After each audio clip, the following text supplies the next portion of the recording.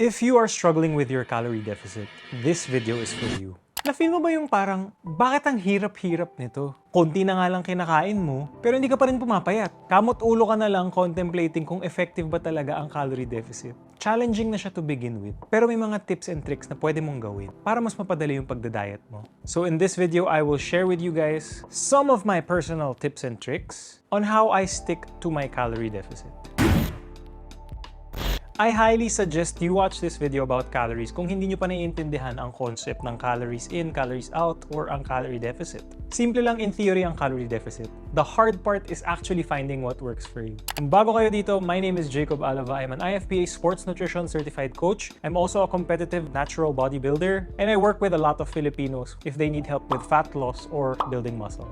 So here are my personal realistic tips that will help you with your calorie deficit. Tip number 1, don't go too extreme or do not crash diet. If you have no experience, don't even attempt an aggressive fat loss phase or an aggressive cut. Sa totoo lang, you only need 300 to 500 calorie deficit per day to lose weight steadily. If you go too aggressive, you'll feel tired, you'll feel hungry, and mas mabilis kayong mapapakwit. Slow and sustainable always wins. Ako personally, before nag-try ako parang 1,000 calories lang per day and nagawa ko siya for like 2 days tapos nag-quit na ako after. I also had a client recently, bago ko siya i-coach, he was eating around 1,000 calories and take note, mas malaki siya sa akin. Hindi niya na-sustain, nagawa niya for a very short while pero nagka-creep up na sa kanya yung feeling na mas malakas na yung cravings niya. What ended up happening was napabinge siya. So nasira rin niya yung diet niya. Tip number 2, eat more protein. Protein is your friend. Kahit di ka nagbubuhat or nag-exercise, protein is an important macronutrient. It helps you keep your muscle while losing fat.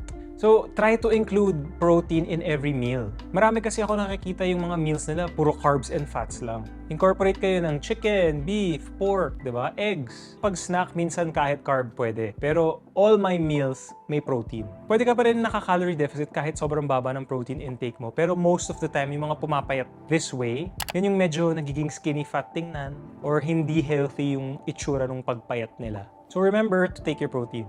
Tip number 3, high volume foods and drink a lot of water, stay hydrated. Pinagsama ko na tong dalawa, kailangan mo i-trick yung sarili mo na busog ka na. You have to fill up your stomach. So eat foods that take up more space. Vegetables in general, lalo na yung mga green vegetables. Kung di ka mahilig sa gulay, pasarapin mo ng konti. Add a little bit of salt, add a little bit of butter, maglagay ka ng iba-ibang seasoning. This way, kakain ka ng gulay na sobrang baba ng calories and makakatulong siya with the feeling of fullness. When it comes to water, most of the time hindi tayo gutom. Uhaw lang tayo or nagki-crave tayo. I find that when I drink a lot of water, even before eating a meal, I notice I tend to stay more full for longer. So guys, try nyo tong tip na to and let me know if it works for you. Tip number 4, 0-calorie drinks. I personally drink 0-calorie drinks strategically. Marami magsasabi, oh, but it's bad for you, bawal yan. No one's telling you to drink a liter. Occasionally, pwede mo tong inumin. Ang maganda dito, wala na nga siyang calories. And it can be a substitute for yung mga sugary drinks. So ako personally, if I want to drink something na high calorie, I treat those high-calorie drinks as meals para I still stay in my calorie deficit. Tip number 5, have a sweet treat that won't ruin your diet. For me, I have a stash of chocolates na fairly low-calorie per piece.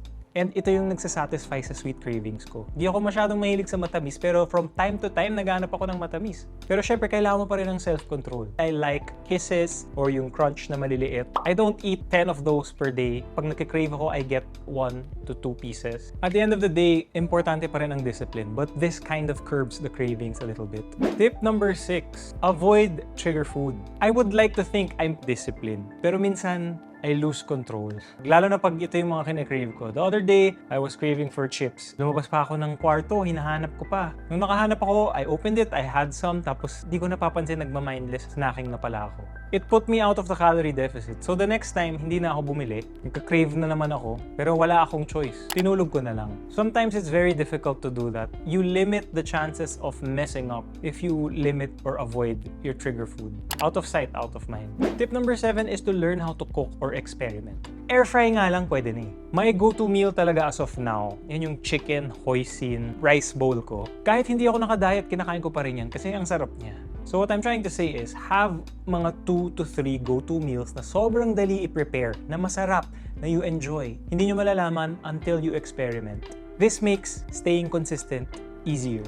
Tip number 8, strategic fasting. Ako, I personally like eating later in the day. So I save my calories until late afternoon. When I'm competing, I have a small breakfast before training, a protein shake or egg whites. That way, I have all these extra calories, carbs and fats to play with mamayang hapon and gabi. Pabor sa akin yun kasi night eater ako. Worst thing you can do is have a huge meal. Aga pa lang, ubos na yung calories mo, ubos na yung macros mo. Wala ka ng calories sa gabi. Hard mode na yan. Mas malaki yung chance na you will not stick to your calorie deficit unless matiis mong hindi na kumain sa gabi, which can be hard for most people. Tip number 9, sleep early and try to get 7 to 9 hours of sleep per day. Napakahirap nito, guys. I, even to this day, struggle with this. Gabi na, mapapascroll ka. Then, magugutom ka kasi yung mga lumalabas dun sa feed mo, puro pagkain. Ayun, crave. Ayun, order ka ng food sa labas. Patay. Tandaan nyo guys, lack of sleep increases your cravings. Lack of sleep also slows down your fat loss efficiency.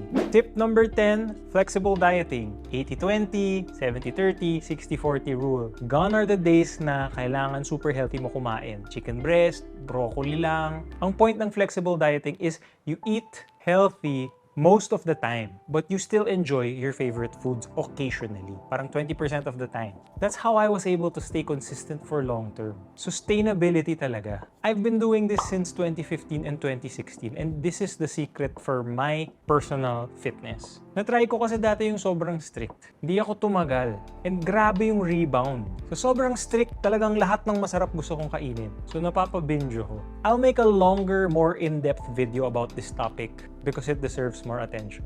Tip number 11, mindful eating and eating slower. Pinagsama ko na rin sila.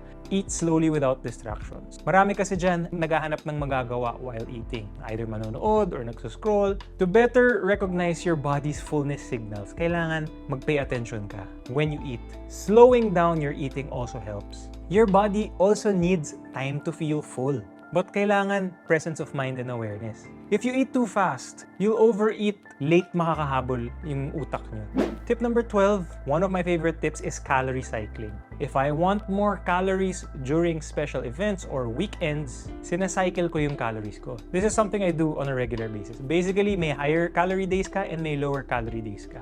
When I have more control sa kinakain ko during the weekdays, mababa yung calories ko. And sa weekends or special events, tinataasan ko yung calorie intake ko. Let's say, I have 14,000 calories per week. Yung low days ko, 1,700 calories. Yung 3 high days ko, 2,750 calories. The total is still 14,000. Mentally, there's something to look forward to. Kunyari, consecutive low days ka, meron kang high day, which allows for more flexibility during the weekends. It's always nice to have that extra allowance, but you have to earn it. And tip number 13, move more before eating less. If fat loss slows down, don't instantly cut calories. Ginagawa kasi ng mga ibang tao talagang, hindi lang nag-budge yung weight ko, sige babagsak ko na yung calories ko. And I see this a lot. Bago mo baba yung calories mo, taasan mo na lang ng konti yung activity mo. Either mag-cardio ka ng konti, or ako personally, I just add like 2,000, 3,000 steps. That already makes a difference. Mas gusto ko to kasi, guys, if you lower your calories, mas mahirap yan. Mas mabilis ka magugutom and lalakas yung cravings nyo. 1,600 calories, yan yung medyo napapakrave na ako. Pag umabot na dun yung calories ko, that's when I start looking for more food. I would rather stay in my 1,800 or 1,900 calorie range. Nadadagdagan ko na lang yung steps ko. That way, naka-calorie deficit pa rin ako. These are the tips that actually helped me win gold abroad. Years of trial and error ko to, guys, and sana na-appreciate nyo. If you found this video helpful, subscribe naman kayo, leave me a like, say something nice, and check out the other videos. If hindi nyo pa alam kung ano ang calorie deficit, macronutrients, I will link it over here. I'll see you guys in the next one.